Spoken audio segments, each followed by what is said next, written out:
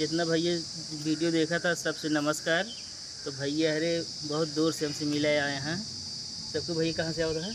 हम प्रयागराज से आ रहे हैं। प्रयागराज से आए हैं भैया अरे मिले।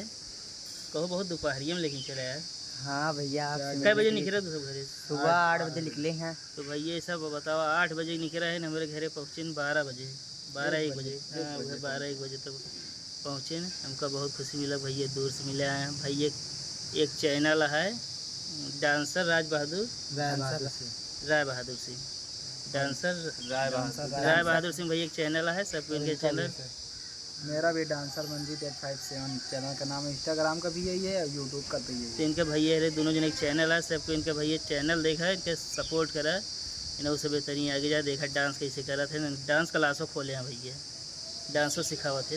कहो तो इन खोले हैं ना? जी हाँ, हमारे सर हम स्टूडेंट हैं इन लोग। अच्छा चला ठीक है।